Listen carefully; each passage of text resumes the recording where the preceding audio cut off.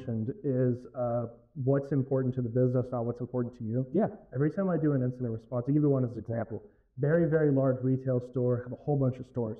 Went into ransomware, hard down, and they have, several hundred stores that are just, they can't do anything. Mm-hmm. And I start talking to I think he was a CIO, he's actually a very good CIO, but like, what's important? Okay, we got an Active Directory, we have to get firewall, we have to blah, blah, blah. Yeah. And then we talked to the CFO and we said, what's important? What are critical systems? Yeah. And he said, well, we have to be able to make sales. Yeah. Okay, what do you need to make sales? Your ERP. Well, in their case, they have a almost air-gapped PCI network. Okay. The only thing that wasn't air-gapped that turns out was their DNS servers.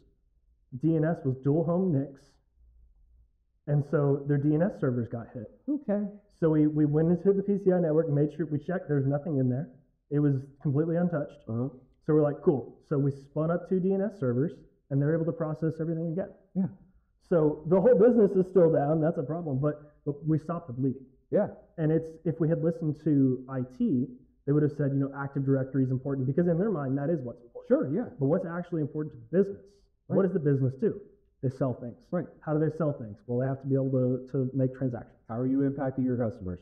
Because that's the biggest piece, right? And it doesn't get talked enough about, as part of incident response, but also like, how are you facilitating the customer needs? Your obligations contractually, your obligations via orders, right?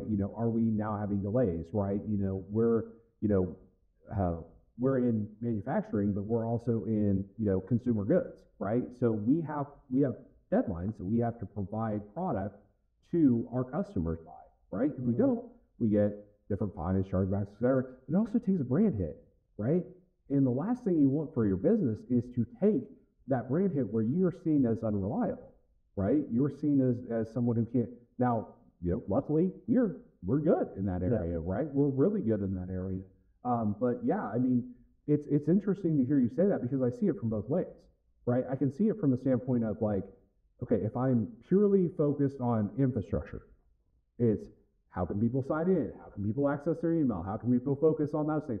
But from, I would argue that from our executive standpoint, it's going to be, how are we shipping boxes out the warehouse? Mm-hmm. That's going to be the first question that always comes up, which is why I talked about those different delineations of tiers and systems. Like, what are the requirements for moving your ERP? What are the requirements for accepting EDI documents? What are the requirements for sending acknowledgments back that we received these and sending out things like advanced shipment notifications, right? What are we doing to facilitate that portion of the business? Because as long as that's flowing, the rest of it we can really kind of figure out. And yeah, it's not great, but absolutely from a business continuity standpoint, what is keeping your lights on? Or at a very basic level. Another one that was interesting is we're sitting in a boardroom. Okay, what's the critical? What is the important applications? And we're writing things down. And I think it was CFO again. Just asked CFO. She goes, "Well, we batch payroll in 36 hours." And we're like, "Oh, okay." If you don't pay people, they're not going to come to work. Oh no. Well, also now you're spinning up, possible legal, you're spinning up a lot of different, that's a ball of wax you definitely don't touch with. Yeah, so it became a very quick shifting of priorities. But there's a commonality there, right? You don't mess with the money. Yeah, it's true. Right? It's true. You have to be able to continue your cash flow processes, you have to continue to pay the bills and pay the people. And at the end of the day, as long as you can continue to facilitate that piece of the business, the rest of it you can work itself out, right? Now, it's not optimal, and it's a long, hard slog, right, if you ever have to go down that path. But at the end of the day, are you okay? Have you met your obligations as a business? Right. Are you continuing to facilitate, and you're not just laying on an operating room table and you're doing open heart surgery, you're legitimately continuing your production. Yeah. And at the end of the day, if production stops, business stops, right? So sometimes we as technological people have to go back to those roots a little bit, right? We get too wrapped up. I don't know if you, I don't know your career path fully, we haven't really fully talked about it and I'd love to unpack that with you at some point, but when you first got into technology, from the ground level up, especially in entry level jobs, you're taught this is your area of focus. This is the most important piece that you can do. You are this cog in this wheel, right? And you don't get exposed to different facets of the business. You don't fully understand what that department does or what that department does or what that department does. So whenever you're growing in your career, that mentality tends to stick sometimes. And until you get exposed to other areas and until you listen to other leaders or other peers, right? And you're like, hey, what is it that you do here, right? Not in the office space way of like, what is it that you would say you do? Sometimes Legitimately, like, maybe, yeah, depends, right? But like just in certain conversations, right? Like I would talk, like we have a fantastic product development team, right? Yeah. Fantastic, very, very creative people, right? I could not tell you their entire process of what all they have to do because they manage so many facets of getting a product from ideation to the warehouse, right? And being able to ship, right? It's a very important process. It's also a pretty impressive process. It's incredibly impressive. Like we have so many very impressive teams that lead up our sales, our marketing, our our accounting, our purchasing, our supply chain teams. We have fantastic teams. We're very blessed as an organization. Our distribution center is fantastic. Right? We truly have a great organization. But there's areas of the business that even as a true leader in the organization, I still am a little bit fuzzy. Mm-hmm. So going back to the human element, how can I expect the rest of the business to fully understand what we do too? Right? It's a give and take. Yeah. And going back to what I was saying before, with regards to coming up as a technological person, that mentality sticking in that incident response, because now instead of thinking, how am I keeping the business afloat? They're thinking, how am I getting these end users logged in so I don't have a deluge of tickets? How can I make sure that people can still get to their email, they can still get to the system? Because if they can get to their part, then I'm done. I'm good. We're good. Not necessarily, right? Mm-hmm. And sometimes that can be really flipped. It wasn't until I started working, I used to work for an organization called Circular International, and they did a valve manufacturing. And it wasn't until I actually went to some of the plants. I used to travel. I would be 2 weeks on, 2 weeks off. I traveled as part of their infrastructure team, got to see the world. It was a wonderful experience. Yeah. Lots of really good, just different cultural exposure and things like that. And it wasn't until I went to Brazil, right? I went to Sao Paulo, Brazil to spin up one of their data centers down there. Fantastic event for me. I lived down there for about 2 weeks. I immersed myself in the culture. We were eating, rice and beans every lunch with the rest of the factory workers, and we were going through that entire process and really converting everybody over. It was a fantastic cultural experience. And, it wasn't until then, and this was in my early 30s, no, this would have been in my late 20s actually. Wow, time flies, right? So, late 20s where I'm getting exposed to all of these different processes and seeing their reliance on systems that I was standing up as part of this data center, but seeing how it would affect each individual part of the process. And it would be if any part of that broke as we're standing up this new data center, they're not producing valves. Well, they're not producing valves. Are they producing product for us to sell? Absolutely not. Absolutely not, right? Any break in that chain, right, causes conflict, causes business friction, and causes things to get really, really frustrating for other people in the organization. How frustrated we get whenever we can't log into things the first time? Absolutely. You think about it, you're that finger that or whatever. Now imagine being on the flip side of that where you are literally beholden to the systems. You can't do your job unless you can log into this system. And if the system is down, you can't do anything with it. Put yourself in their shoes for a second, right? Have the human empathy to understand that, hey, again, they're not against you. They just want to get in and work. They want to do their stuff and go home. They don't want to have to work late at night because of a system outage that caused them to have to work for 2 extra hours and miss their kids' soccer game or whatever, right? That's why it's so important that we have that true communication with the other business leaders and with the business workers and really understand, hey, where are your pain points? What can we do to help? It's a really good full circle type of thought back to, you have to make sure you understand the people who are getting fished and how they feel about that. Right. Yeah. So, just the human empathy behind it. But the psychological aspect of it, if I may, the psychological aspect is so fascinating. Yeah. right?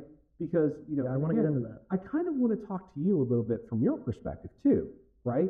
You've done red team work. Yeah, I'm a right? professional You're asshole. professional. Yeah. Well, okay, fair enough. You said it, not me, right? But this is where the psychological aspect of it just fascinates me, because I had done some consulting in my late 20s. I had done some like different situational stuff where I had done some of the social engineering, because they were teaching us this stuff at GoDaddy back in 2000. This is stuff that I was actively working and listening to as part of the NOC team, like don't fall for social engineering attacks. They had fully dedicated trainings on this early 2000s. It's still applicable today, because the same tricks that they were telling us back then are still the same tricks that get exploited now, right? And so I'm really interested in the psychology of it. And so there's a couple of different podcasts I've listened to, All in the Mind, an ABC podcast that goes into just like the psychological aspect of it. And they had an episode that was around, social engineering and hacking. And so from your perspective, I really just wanted to ask you this question, really, if I could flip the dynamic a little bit here. From your perspective, are humans always going to be the weakest link? Yes. Why? People are, I don't know if I think they're inherently, people are often trusting, largely too trusting. And I think the majority of the time, so there's a couple of aspects that you can go, like for example, whenever I'm talking to somebody, I'm going to walk up and you kind of immediately have to gauge the situation out. You have to feel the situation out. Right. I'm going to start off being very nice. Most of the time I start off saying nothing at all. Let's say it's an in-person type of thing. Sure. I'm going to see if I can go completely ignored and nobody says anything to me. Right. You're the smallest detail. If they do say something to me, I'm going to just say something, just be really polite. I'm just sorry, I'm lost. Just look for this thing. Yeah.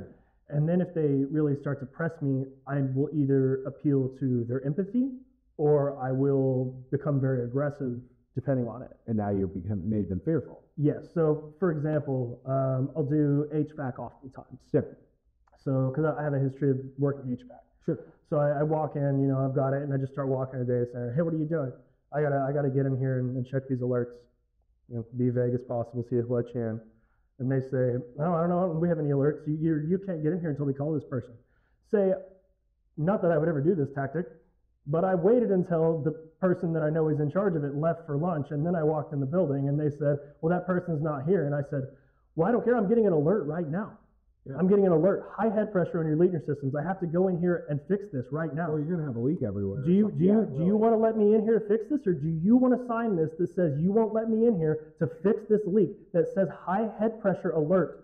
I can come in here and fix this right now, or you can sign this and you can go ahead and assume responsibility for whatever happens in that data center. That poor security guard. Let's just be real. I get what you're doing, You have to feel the situation and judge the person. Mm-hmm. And sometimes, and also it's individualized of the person who's talking. Yeah. Because I can be that loud person, and some people, they don't really have that in them. That's not them. And then they should not try to fake that because it will not work. No, 100%. But you have to kind of figure out what that person's vulnerability is to an extent. Yep. Are they a little bit of a pushover? Are they very nice? Mm-hmm. Are they very empathetic maybe? And you can kind of just have to figure that out. And that's the part that's very hard to teach. It's the Mr. Robot factor. Yeah. Right? Did you watch Mr. Robot? First season. Yeah. Whenever he's breaking into that data center and he is like super intimidating to the manager and staff. Yeah. And like they had done some psychoanalysis to like say like, yeah, this person does this, right? Everything else. And he was able to really just hack their mind, so to speak, and say like, prey on those fears, right? Because at the end of the day, the guy was, not an aggressive person. He was just somebody who was just trying to do his job. And, here comes Rami Malek, right? Portraying Sam Seppi, all his alter ego, right? And it's like, oh, do you not understand how important I am? And you are so insignificant that like, I will crush you if you don't allow me to do whatever I want. That is incredibly powerful. It is, yeah. And it's very, very scary because it's the same tactic that people use in phishing exercises, right? It's the whole, we had the porn spam that was going on for a long time. It was like, hey, we got access to your camera, we took pictures, or, we saw what you were doing on your phone, you filthy perverts, right, sort of thing. And we, we can tell, obviously, it's fake, right? They're trying to prey on your fears and everything else. But you definitely have like those who are not, fully versed on what this is, getting this random email saying all this stuff. Red flag, red flag, red flag. Like immediately, all of their receptors in their brains are just firing. Like, oh my word, what am I going to do here, right? And so, that's again comes back to the human empathy. How do you respond to that? How are you responding to that employee who got that, right? Yeah. Are you going to make fun of them and be like, you're so dumb. Why'd you fall for this? Right? It's like, and now how do they feel? Well, not only did I get this crazy email today, but like the guys who are supposed to help me are total jerks. Like, it's like, why in the hell is this even happening? Right? It's a scary situation for them. And so, I'm very happy that you brought up the fear aspect of it. Yeah, that's a major piece of it. But also, like, the kindness aspect could work the same way. 100%, 100%. I would say that's even more common. Yeah. Where people just want to be nice. Yeah. Just hold the door open for you or whatever. Sure. Just limp. Just limp walking up to a door. Hold the door for me. Yeah. Hold the door almost every time. Yeah. Especially where we're at. Yeah. In Oklahoma, everybody in Oklahoma, we have different standards of kindness too. Sure. The other places don't have. Holding the door is not a nice thing to do. It is the standard thing to do. And if you don't hold the door open, you're rude. Yep. And it's not that way in other places. Remember I was telling you about the cultural differences, right? Like, you go to somewhere like Boston. Mm-hmm. Totally different. Absolutely. Right? People look at you weird when you hold the door open for them there. It really is. Yeah. It's like, well, what do you want? Why are you doing this? For me. It's, I'm not generalizing. I'm a Celtics fan. Shout out Boston. NBA champs. Let's go. Right. But like at the end of the day, it's all cultural and regional as well. Oklahoma, I argue that people are far too trusting in the state of Oklahoma. For sure. We definitely have like things where if I was wearing a boot on my foot, right, whether I needed it or not. But if I'm being a red teamer and I'm trying to go in and break into a place and go walking around, I'm going to try to trigger the oxytocin response in your brain to actually think, oh, this person's really nice to me. I should do something nice back for them. Mm-hmm. It's a paradigm flip, right? To where I'm sitting here, like, for example, you grab me a beer. I have been talking way too much, but you grab me one, right? Cheers, right? But at the end of the day, you handed me one, and now I'm like, okay, what should I do? Do the podcast. So, it's a give and take sort of thing, right? There you go, right? Gets them in the door.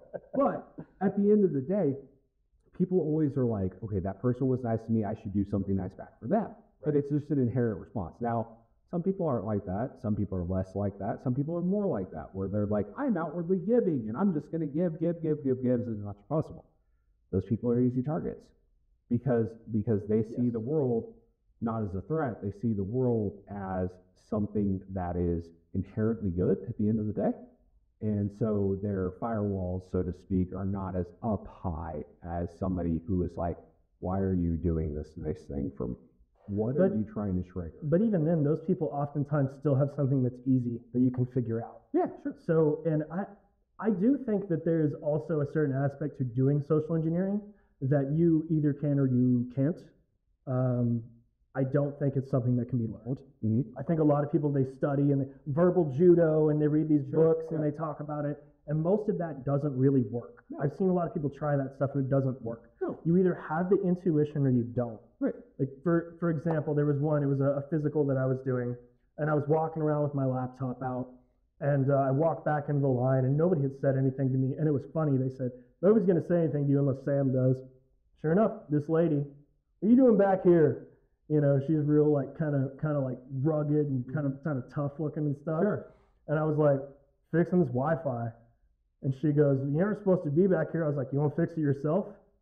And she was like, go fix it. Go fix it. Yeah. That was it. Yeah. That was it. Like some people need that initial pushback, but like once you give them the pushback, they're immediately. Well, also I kind of pegged it as like, she's being this confrontational because she thinks I'm going to cause her more problems. Mm-hmm. Yeah. So I'm going to give her more problems. To where the solution is, here's the options. You have more problems or you let me go. Yeah. and like that's not something I thought about. It's just something I did. And then afterwards, I was like, oh, that's probably why I did that. Yeah, it's the path of least resistance, right? Yeah. Because it's far easier for me to just let you do what you are claiming that you're supposed to do. Because number one, you've given me your out. You've given me your out because all I have to do is say, well, he said that. He lied to me, Right. Yeah. He lied to me, so it's not my fault, Yeah. right? So I have my out, right? But also, it's going to be far more trouble, and I'm going to miss my quotas, or I'm going to miss whatever I need to do for my KPIs to be met, right? Mm-hmm. If I take you over here and I spend 30 minutes tracking down somebody else, and human resources security, wherever the case may be, so, and it's not like you're in here with a gun; you're in here with a laptop, right? You're fixing the what question can I ask you to verify that, right? Mm-hmm. It'd be like me going and asking, a finance professional if their calculations are correct. I can do math, but at the same point in time, it's like, am I going to dive as deep into this as I need to find the answers, or is that a waste of my time? And that's where your pretexting comes in. Exactly. Where you have to, who are you? Oh yeah, well, who sent you? Right. And then you just have to look at LinkedIn and think of some names. You know the 3-click theory? Have you ever heard that? I'm not familiar. So if you're doing, and it's a weird tie-in, but bear with me for a minute, right? You have UI developers, right? Mm-hmm. A lot of them will go by the 3-click rule. If it takes somebody more than 3 clicks to do something, it's too much. I'm guilty of that on a consumer side. But it's too much, right? And you're like, yeah, well, it's a pain. I'm going to go do this, right? So on this note, right, if it takes me more than 3 questions, and if I'm still going down, like if I try to do the 5 whys, but if to standard people, it's 3, right? If you can answer 3 questions in a row, you're good. Because you've already thought that out. That's where the pretexting is so important, because now you've identified, okay, if they ask me this, I'm going to say this. If they ask me this, I'm going to say this. If they ask me this, I'm going to say this. And you have it kind of mapped out in your head even before you walk in the building. And now you're sitting here going like, okay, well, your boss sent me, or like somebody else important that's unrelated, even better. I'm here to fix the Wi-Fi. The person who's conveniently on vacation sent me. Right, exactly. And oh, by the way, here's my credentials I'm wearing. Mm-hmm. Right? Do you not see that I'm with this organization, made up organization number 1 or whatever it is, or I have this credential with a temporary visitor's badge that looks legit, right? The questions answer themselves. And so now their entire like fight or flight response of like, do I need to bull up to this person and get them off the property, tones down. Because now it's like, okay, not a threat. If they act that way towards somebody who's legitimate, now they're concerned. Sure. Yeah. That's where I think a lot of it comes in also. Right. Is it's like, well shit, what if I did kick out the HVAC guy? Right. And now we got a flood and it's all going to come back to, the worst case scenarios start popping up in their heads pretty heavily. Right. And I hate to say it like this, like it's so weird because like we have to think in a different manner, right? Especially, and it's the same way that physical security guards think, right? Where it's like, okay, what are you doing to protect the environment? It's not because we are inherently looking at worst case scenarios or assuming bad faith intent, but we have to assume that there is a negative response coming.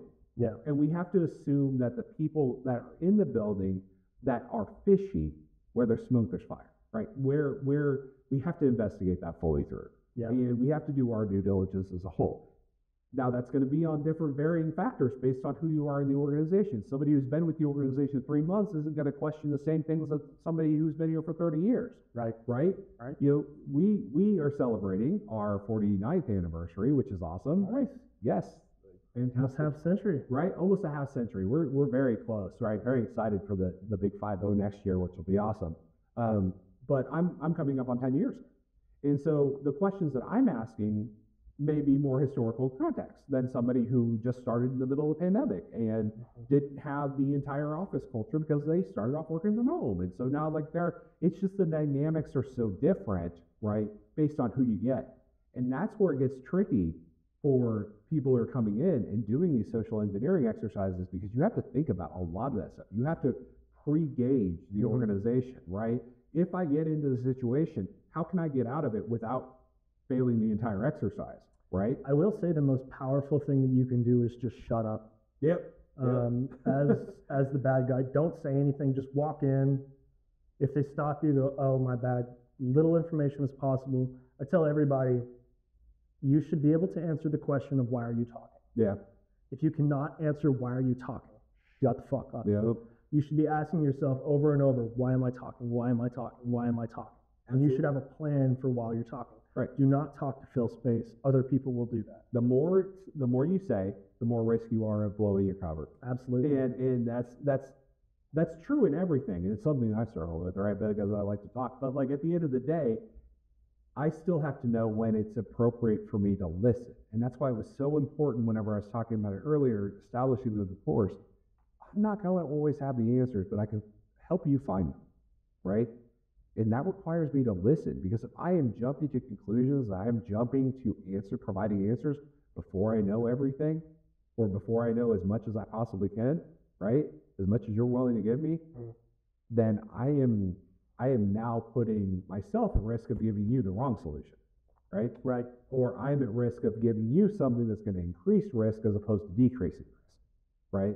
And so we got to listen. Now, we're on a podcast, so we talk here, right?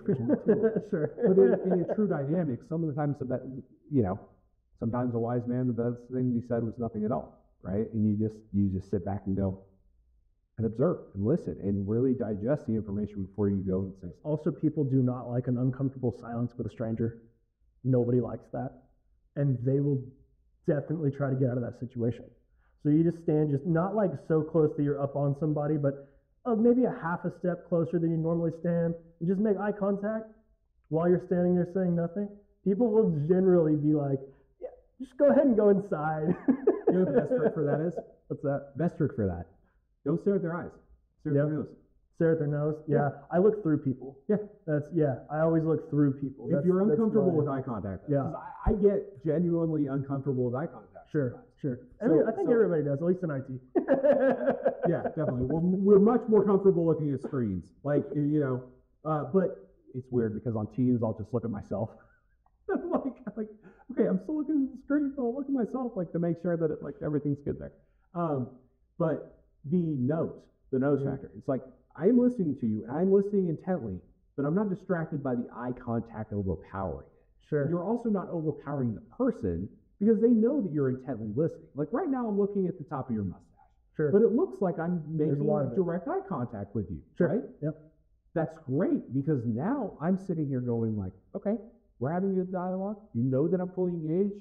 I'm not doing this. Well, that sounds like a great idea, and you're not really sure if I'm paying attention or not. No, I'm fully engaged with the conversation. Yeah. But at the same point in time, this is distracting. Yes, right. Yeah, you can give way too much. You give way too much. Like right now, I'm looking at your eyes, and I I'm getting uncomfortable. I like you, Tanner, but like at the same point in time, I'm sitting here like, oh boy, this is awkward. There's also a lot of autism in the IT world, and I think that there's some aspects to that too. I know a lot of our team here is somewhat on the spectrum. Yeah, I mean, look, I absolutely am somewhere on the neurodivergent spectrum. Sure. I mean, I have a lot of really close people to me that are on the neurodivergent spectrum, and I've worked with a lot of people on those spectrums, right? Yeah. I think that's a core motivator, but also like, how do we tap into the individuals to where they're working in their best comfort zones? We're not putting them in an incredibly uncomfortable situation, right? And we're doing right by them as leaders.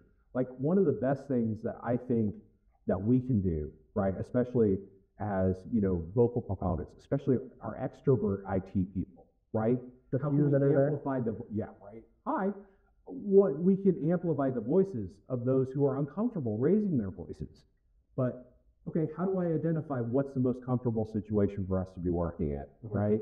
And, I'm a huge proponent of bringing neurodiversity to the workforce. I think that there's so many aspects of organizations that have, they get into awkward social situations. People are just socially awkward in general.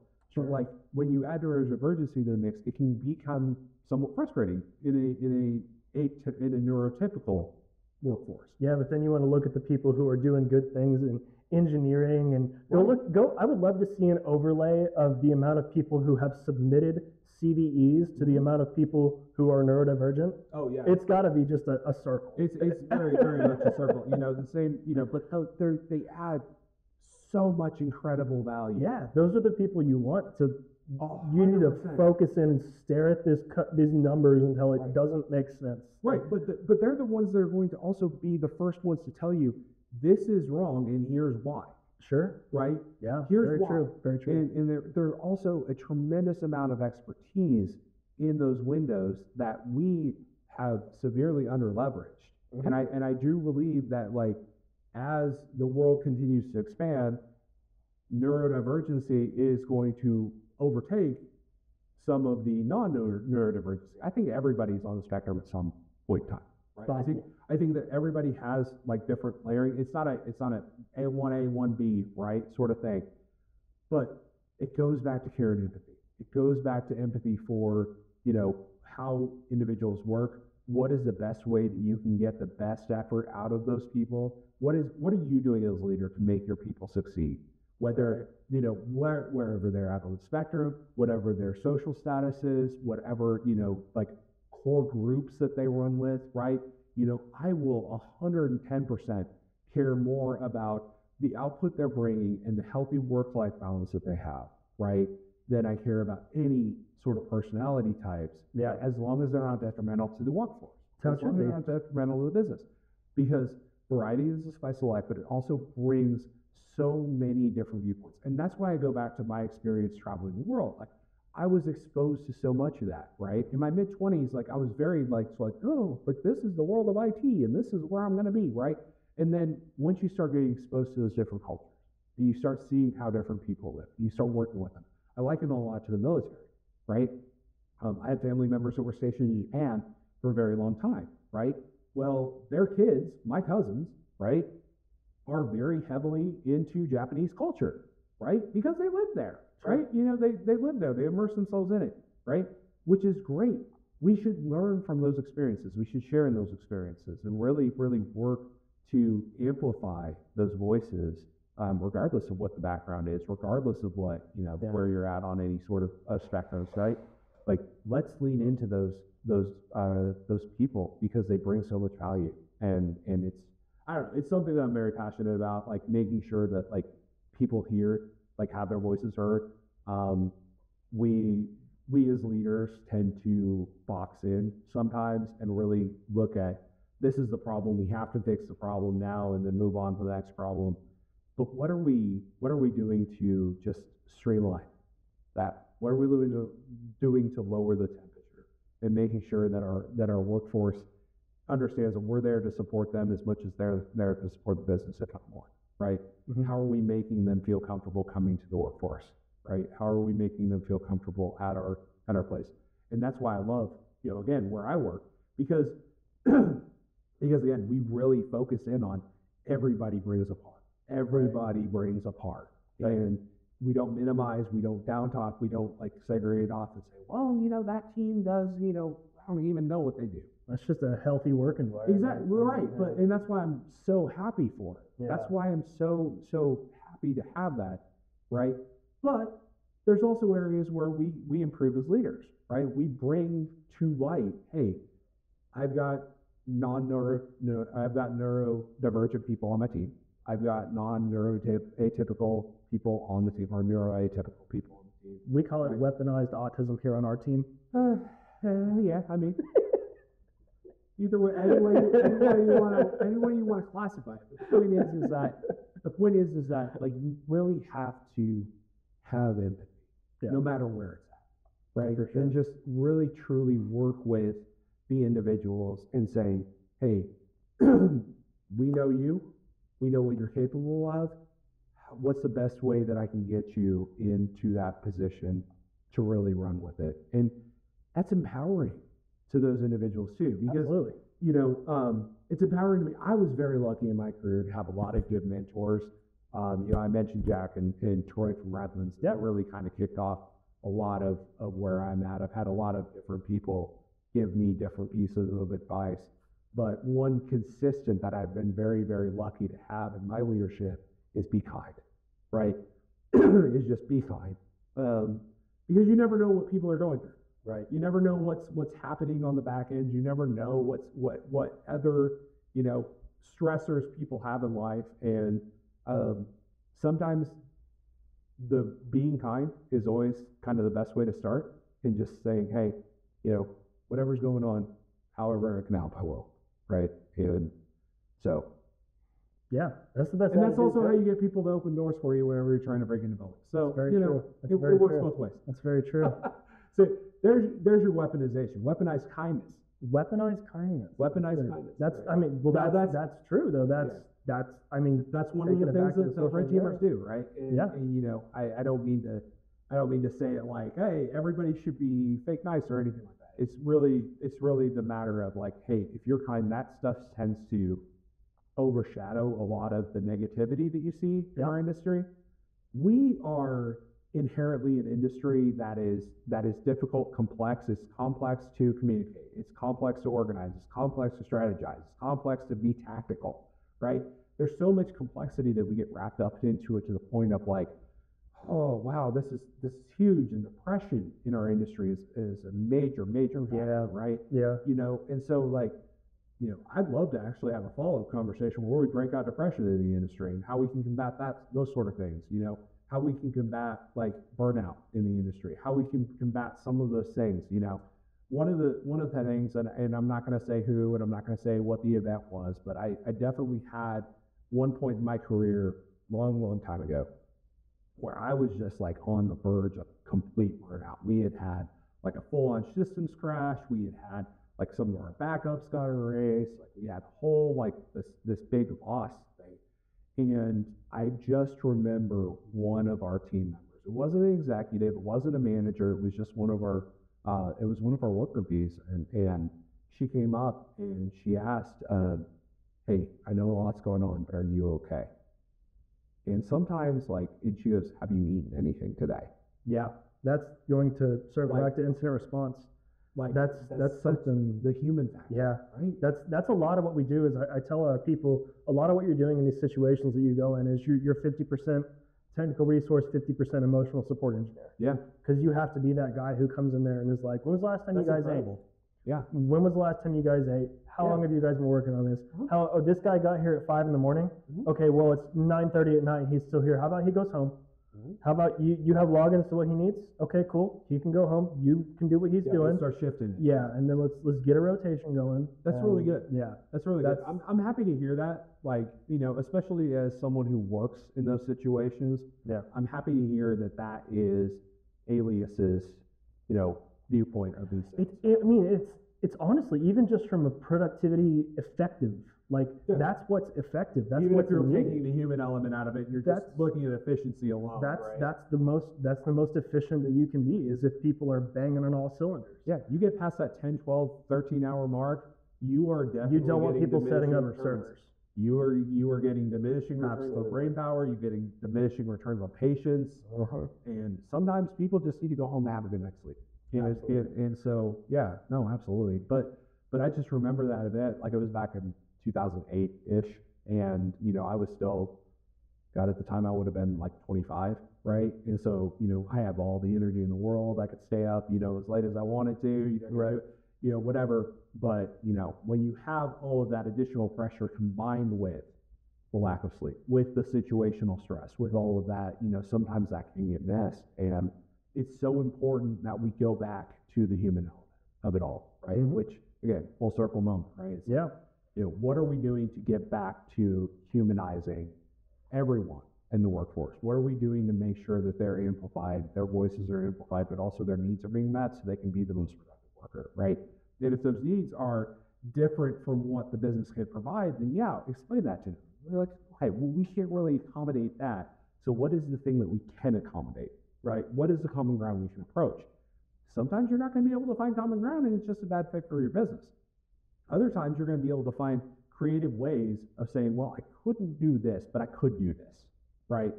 And this is something we offer as a company benefit. This is something that we have, just as a, we can adjust a schedule, we can adjust the time frame, we can adjust whatever it is. we can work with the business to understand, first off, are we following policy, right? It is important that we stay within the guidelines of the company policies and right, everything else. But, once we figured out what those guidelines are, what can I do to make your working experience here as comfortable as possible so you're as productive as you can be and you can reach the heights that you can be? Because it's not just about business productivity. It's about like seeing people's careers advance, seeing people grow as individuals. Like, you don't want people just come in and fill a seat. You want people that will constantly get, especially in our industry, keep those knives sharp. Right? How am I elevating them? Right? I'll tell you, I was in leadership for just a couple of years. I moved out when I went to principal engineer. But that was the people who just wanted to come in and this is my job, I just do this. They didn't make it. Yeah. It was people who want to get better. Those are the people who did well. Right. Those are like, yeah, you want to get better? Like, I will do everything to make that happen. Sure. I am all about that. Sure. And sometimes you can't accommodate it. Sometimes you have people who are accelerating in their careers faster than what you could accommodate placement for. And that's okay.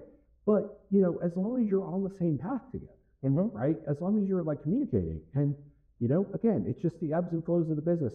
Changes over the years. Your needs of this year are not your needs of last year. Your needs of last year are not the years before, right? Progressively, people will always change. And you don't have to accommodate every change. Not every change has to be one of those things where it's like, yeah, we're going to jump to this immediately, or we don't even have to have a plan for it. But if it's impactful to your team dynamic, if it's impactful to the work that you're outputting, is impactful to your results, have those conversations with your team. Identify, like, what kind of makes you tick? What gets you excited? Why did you choose this as a career? Why did you join this? What was the root cause? For me, it was really deconstruction of networks. Yeah. Right? I loved, that was my favorite class. It was like legitimately understanding IPv4 network. Yeah. It was like, how is it that we got this little cable here with little tiny 8 strands of copper going into it, right? So it's Cat 5 at the time, right? I know Cat 3 and everything else. Yes, graybeards, I hear you. But, like at the time, like I'm sitting here like, how can I get this network to come over so my friends can come over to play Counter-Strike with me? Exactly. Right? And it's like that drove me. And now it's like, okay, let's talk IPv4 networking. I'll get a whiteboard out and we'll do some binary class, right? Yeah. It's like, I know we're on 6 now and all the other good stuff. Yeah. But the whole point is that people. Right. The whole point is that at the end of the day, we have drive because something drove us to this career, right? Something drove us down this path. What was it? And how can we amplify that? How can we get you back to that so you're excited about coming and doing the things you're doing? Because if you're not excited, you're not going to enjoy it. That's what we hire up. Right. Are you excited? Yeah. Is this a passion for you? If it is a passion for you, fantastic. You are going to want to join the team because I will take passion over technical talent every day of the week. Because you can teach the technical talent if you have the passion. But you can't. You can't replicate the passion. You can't drive passion through technical learning. Right. Like you can't. You have to have the passion innate in you. You have to be that person who really likes just tinkering things and understanding how things work and really dive into it. But also, do you have that same passion for keeping the business all right? Do you have the same passion for keeping continuity? Do you have the same passion for that?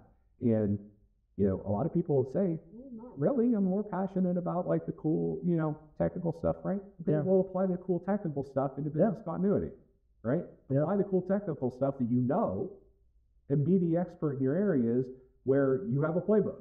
Right. If you don't have a playbook, get with your wonderful reps over here at Alias Cybersecurity to get an incident response playbook. We do that. Right. Yeah, exactly. I'm telling you, man, I will shill all day long. Like let's just get everybody over here, right? I accept a 10% finder's fee for it. Come in. Who watch this podcast? Codename Joe 10. Plug it into the website. Yeah, right. So from there, you can take that passion and really amplify it accordingly, and you get the right people in the right places. So I mean, it's such a wide net, man. And I know we've covered a lot. Yeah. Right. Like this is great. Like I love having these conversations. So, but yeah, from a leadership perspective, it's always like that human element. What are you doing to really humanize technology? Yeah. And making sure that like the balance is there. I just want, I want everybody coming into tech to know it's not just about ones and zeros. It's not about sitting in a data center. It's not about like sitting in a dark corner staring at screens. It's about how are you facilitating people to do their jobs? How are you making sure that a business continues so everybody can go home safe and happy to their families? And, we all have another day of work ahead of us, right? And we're all able to continue down our paths of goals. Yeah. Well, let's wrap it up. I want two things. Wrap that into give me what is your technology, your VP of technology, CIO advice, and then what is your dad advice? Two pieces of information, totally separate. So that's a loaded question. For life. For life? For life. Anything. So from the VP perspective, it's never stop learning. Never stop learning. Never stop learning. Keep your knife sharp. I don't care if you are at the top of the food chain when it comes to your career. I don't care. Because especially in our industry, if you let it lie for too long, then you are now no longer the expert that you need to be for the organization. So you have to keep your knife sharp. You have to take the time to work on yourself, just like you work on your team, and take your vacations. Take your vacations. Because if you don't, talking to me. I am. Take your vacations. Like, here's the end of the day. They're not just bank hours. Like, they're there for a reason. You'll take them, right? Don't feel guilty about taking them. Yep. Good. Encourage your team. Like, your hours are banked up. Take some time off. Yeah. Right? Because sometimes the best thing you can do for yourself and for your team and for the organization that you're part of is stepping back. Sure. The place is not going to go, say, if you've done your job in setting things up appropriately, right? If you've been proactive in these things, the place is not going to explode without you, for a few days. It might if you extend it out a long time, right? But, for the most part, take your vacation because that's time that you're not going to get back, right? Absolutely. Which is also what I'm going to tell my dads out there. Take your vacation. Okay. Right? Like, like that, at the end of the day, like the dad advice that I'm going to give to everybody is realize how much time you have. And the family, and really like focusing in on the individuals who love you unconditionally, no matter what your paycheck, no matter what your title, no matter what it is, focus that time on that because they're worth it. They're 100% worth fighting for, just like your job is. And so you have to find that balance. You have to really focus in on that. And from a dad perspective, from one dad to another, the best thing that you can do is take care of that family. And it's not all about your job. It's not all about your paycheck. It's not all about your income or your title or your status or anything like that. Because those people at the house, they don't care about any of that. They care about whether or not you're going to go hop in the pool with them. They care about whether or not you're going to go play some board games with them or watch X-Men 97, which we just finished, and it was fantastic, right? So take that time. It's just as important, if not more. Right? Keep the wheels on the house, but otherwise, keep moving forward with that. Yeah. So It's great. that's my wrap. Yeah. Well, thank you. Thank you for joining us. No, I appreciate it, man. Yeah. Thank you so much. And, if I want to talk again. Yeah, for sure. Yeah. More of a conversation. Yeah. Thank you, everybody, for hanging out if you made it this far. Yep. So, again, another episode of Secure After Dark, and we'll do it again. Yeah. Yeah, for sure. Yeah.